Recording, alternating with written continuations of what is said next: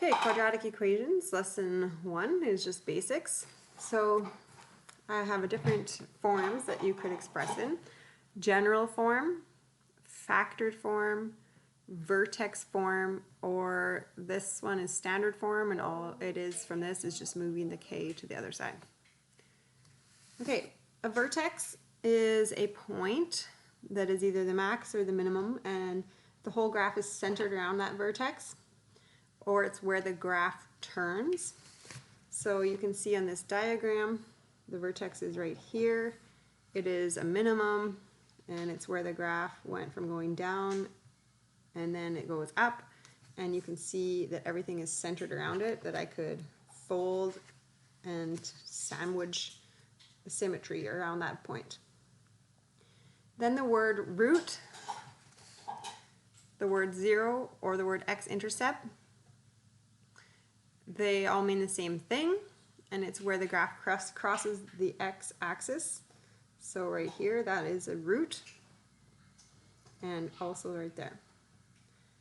The axis of symmetry is a vertical line that is creating a mirror of symmetry in the graph. So here you can see that this line, if I fold my graph over that line, it's symmetric, and it's always equal to the x value of the vertex point. So it's always x equals, and in this case, x equals 2. The slope is the a value.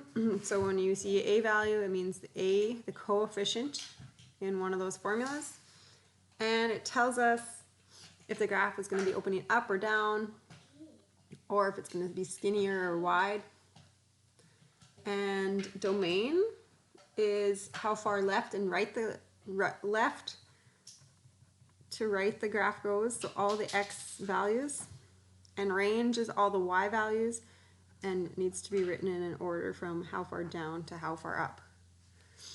So in this case, domain, you can see this arrow is going forever left, forever right. So negative infinity to infinity. And the range, the lowest it goes is -4, and then upward forever.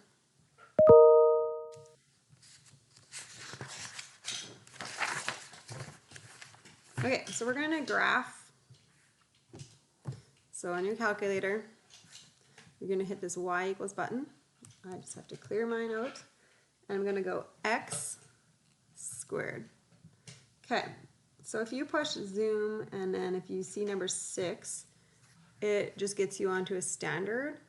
So zoom 6. I always like to press it at the start here because it gets you on a 10 by 10 grid. So you can see that that's x squared. If I hit the trace button, I can move a cursor like this.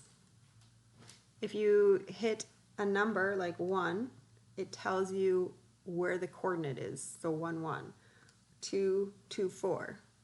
Any predictions with 3? 3, 9. Okay, -3, 9.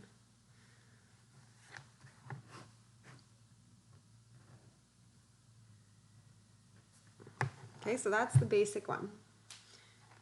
Okay, so that's 1x squared. What if I put a negative in front of the x squared? So I'm going to graph it so that they're both going to show. So now I'm just going to push this graph button because I already know it's on a 10 by 10 grid. So that's my new graph.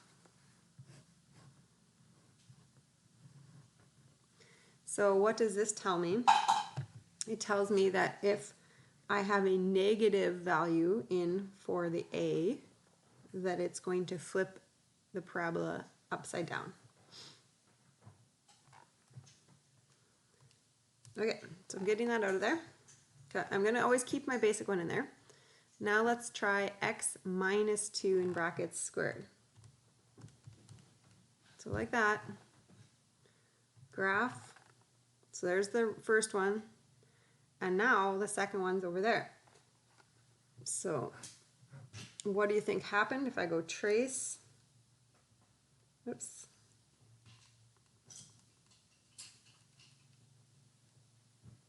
There we go, I jumped it to that one. So if I trace on that one, and you can see the coordinate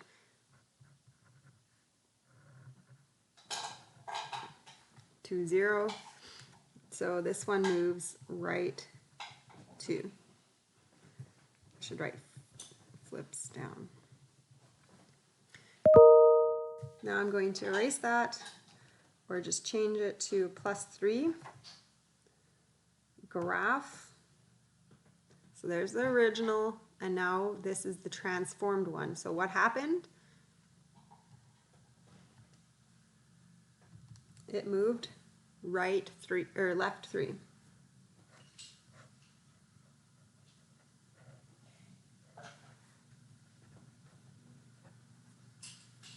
Okay, so you can see that +3 is in there, but it actually moves left 3.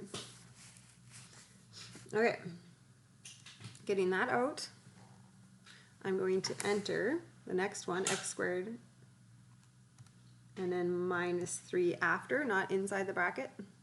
Graph. So there's my original, and now and so the transformation is that it moved down 3.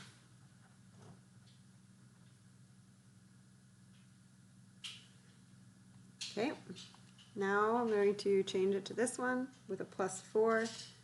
So if I graph them, there's my original, and there's my new. So I can see the transformation is that it moves the graph up 4.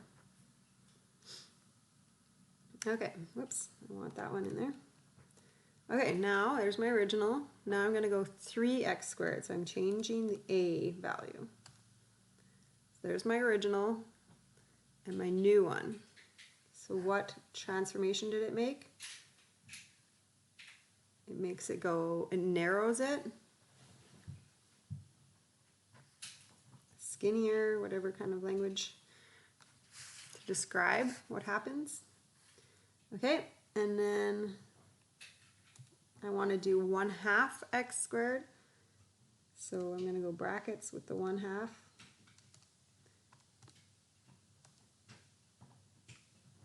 Original, and then this is the new.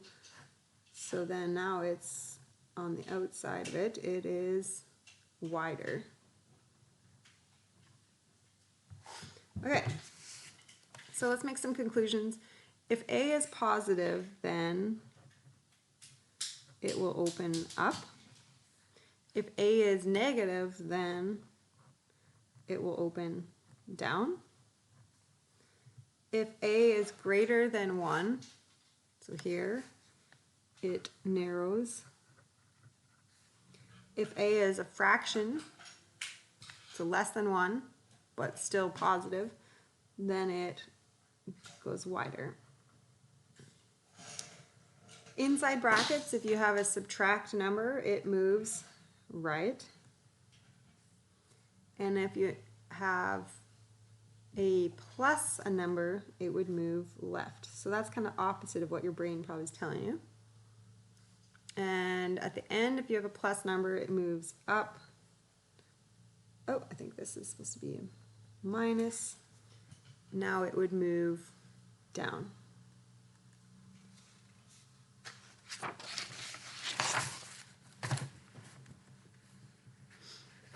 Okay, let's do this. So back to your y equals, get everything out. -2 bracket x plus 4 squared plus 10. Graph. Okay, so the direction of opening is that it is opening, down. Okay, and I knew that as well before I graphed it because of the negative coefficient. Okay, the vertex, so I'm going to go second function calculate, and I'm going to go down to maximum, and then it says to go left, so I have to find my cursor. So there's my cursor, and I have to move it till I know that I'm left. So there, I enter. Now I got to move my cursor till I'm on the right of it, enter, and then it thinks, so the vertex is -4, 10. So that correlates with this, that it moves left 4, up 10. So the axis of symmetry is x equals -4. You have to pretend that you can see a line right there going up and down. Okay, the x-intercepts, so I'm going to go to calculate, and I've hit number 2, the 0. And let's say we're going to find this one right here. Okay, so I have to contain it, so there, my mouse, I'm going to hit enter, I'm left of it. Now I got to go to the other side of it, enter, enter a third time, -1.76. And then I'm going to go to the other one, so calculate the 0. Got to move my cursor all the way left, enter, move it to the right side of it, enter, enter it again, -6.24. Okay, the y-intercept is on this line, and that is where your x is 0. So just go to trace and hit 0 so that you can say, well, what happens at x equals 0? And it would cross way down there at -22. So if I wanted to see that, I would actually just go here and go to my window, and then I would change my y minimum to something like -30. And there you go. So trace 0, and there you can see it. Domain, so how far left? It's going to go on forever left, forever right. And the range, so what's the lowest it goes down? Forever downward to the highest height of 10. And then a rough sketch.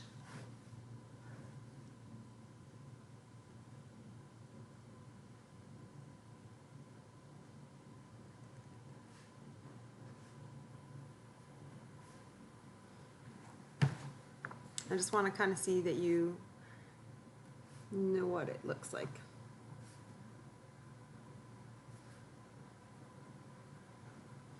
Okay. Okay, next one. So again, we're just going to enter it into our calculator. So x squared minus 4x minus 6. I'm going to go back to my zoom feature and go to hit number 6. So I go back to 10 by 10. And there it is. Okay, so direction of opening, it opens up because it was 1x squared. Okay, the vertex, so that vertex is right here. So I'm going to go calculate, and it's a minimum. Left of it, enter. Go to the right of it, enter, enter again. 2, -10.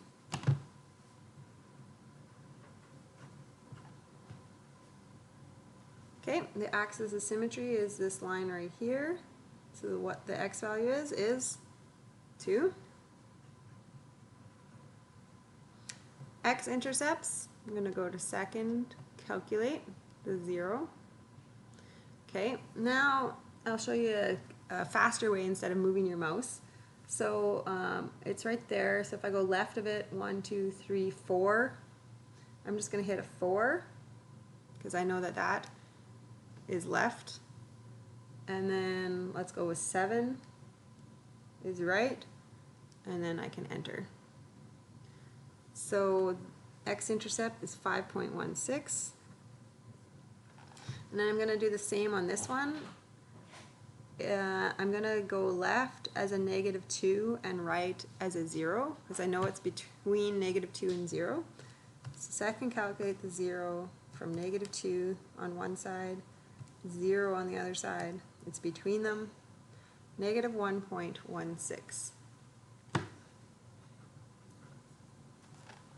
Okay, to find the y-intercept, you're just make sure your mouse is activated, and if you just go 0, enter, -6.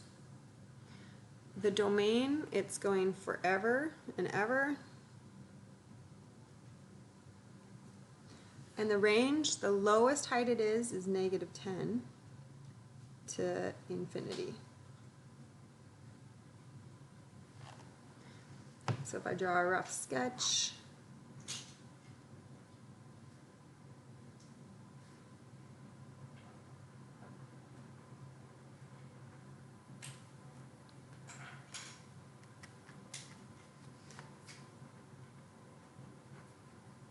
okay, so what point is symmetric with the y-intercept?